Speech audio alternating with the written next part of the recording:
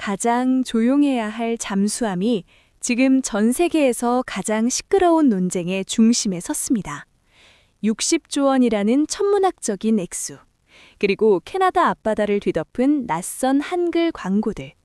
수만 킬로미터 떨어진 한국의 기술에 캐나다 국민들이 이토록 열광하는 이유는 무엇일까요?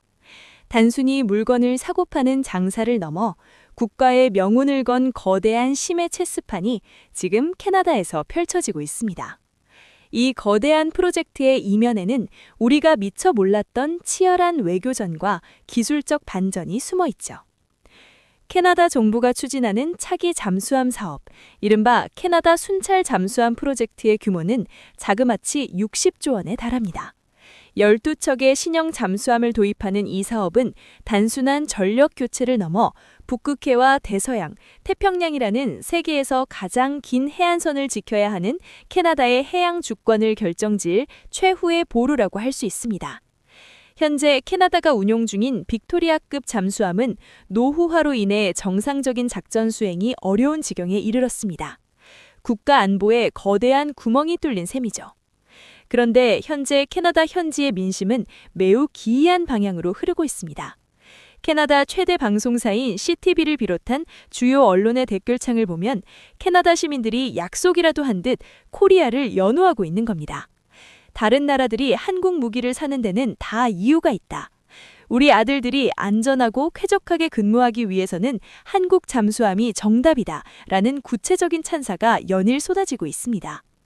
사실 잠수함은 국가기밀의 집약체라 일반 대중이 그 성능을 속속들이 알기는 매우 어렵습니다.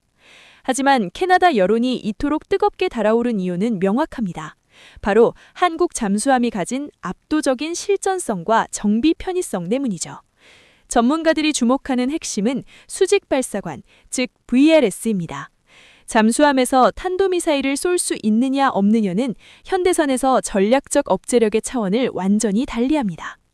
한국의 장보고 3급 잠수함은 이미 세계에서 몇 안 되는 디젤 잠수함 기단 SLBM 발사 능력을 완벽하게 입증하며 세계를 놀라게 했습니다. 여기에 캐나다의 광활한 영해를 지키기 위해 필수적인 원거리 자막 능력과 리튬이온 배터리를 활용한 압도적인 정숙성까지 갖췄으니 하드웨어 성능 면에서는 사실상 적수가 없다는 평가가 지배적입니다. 캐나다인들은 이미 폴란드와 호주, 중동 등지에서 증명된 K방산의 납기 준수와 미친 성능을 실시간으로 목격해왔던 것이죠. 하지만 이 거대한 사업이 단순히 성능만으로 결정될 만큼 만만치는 않습니다. 여기서 우리의 가장 강력한 경쟁자, 독일이 등장합니다. 독일은 전통적인 잠수함 강국이자 잠수함의 종가라는 자부심을 가진 국가답게 아주 노련하고 영악한 전략을 들고 나왔습니다. 캐나다 정부가 이번 사업의 평가 항목 중 순수 성능 배점을 고작 20%만 책정했다는 약점을 정확히 파고든 겁니다. 대신 그들이 집중한 것은 나머지 80%를 차지하는 경제적 혜택과 금융 지원, 이른바 산업협력입니다. 독일은 폭스바겐의 전기차 배터리 공장 유치와 캐나다산 히토류 공동개발, 그리고 유럽연합 차원의 포괄적 경제 패키지를 제안하며 판을 흔들고 있습니다. 성능은 상향 평준화되었으니 당장 우리 국민들 일자리를 만들어주고 경제를 살려줄 쪽을 택해야 한다는 논리입니다. 이는 실리를 중시하는 정치권에게 매우 매혹적인 제안일 수밖에 없습니다. 이것은 명백한 위기 상황입니다. 아무리 물건이 좋아도 상대방이 내미는 거대 자본과 경제 활성화 카드 앞에서는 장사가 없기 때문입니다. 성능 점수 20%라는 함정은 한국에게 거대한 벽처럼 느껴질 수밖에 없었습니다. 단순히 배가 좋다는 말만으로는 이 60조 원의 복잡한 방정식을 풀 수 없다는 사실을 우리 정부와 기업들도 절감했습니다. 그래서 한국은 팀 코리아라는 이름 아래 국가적 총력을 결집하기 시작했습니다. 단순히 잠수함이라는 상품을 파는 것을 넘어 캐나다의 미래 산업 생태계 전체를 함께 설계해주겠다는 거대한 역발상을 던진 겁니다. 대통령 비서실장을 중심으로 꾸려진 특사단이 급히 캐나다로 향한 이유도 바로 여기에 있습니다. 이들의 가방 속에는 현대차와 대한항공, 그리고 수많은 소부장 기업들과 연계된 전방위적인 산업협력 패키지가 담겨 있습니다.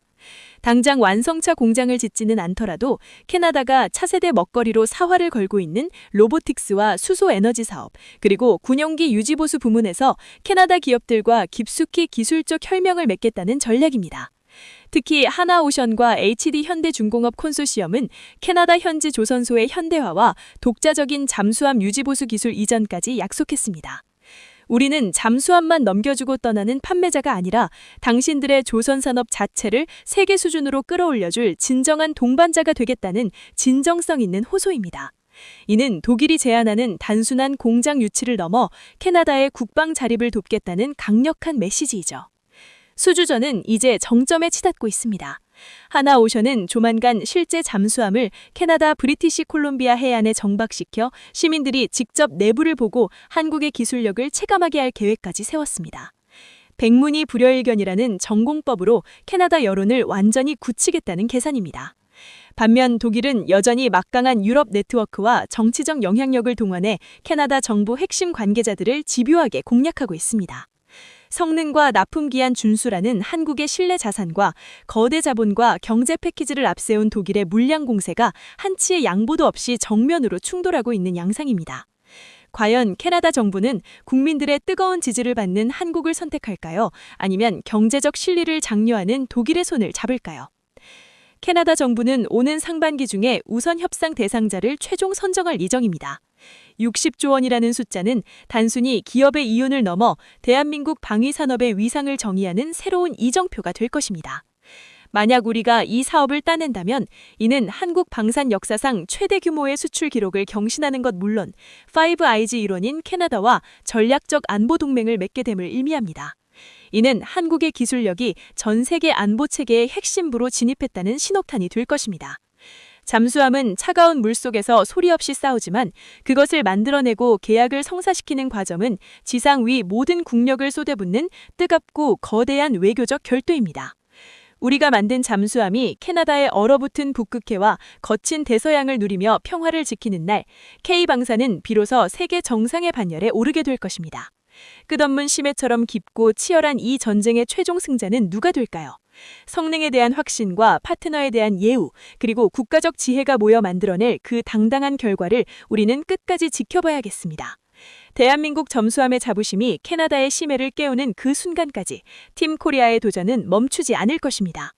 여러분은 어떻게 생각하시나요? 경제적 패키지가 우선일까요? 아니면 검증된 최고의 성능이 우선일까요? 캐나다의 선택이 전 세계 방산 시장의 지도를 바꾸려고 하고 있습니다. 그 놀라운 과정을 함께 지켜봐 주세요.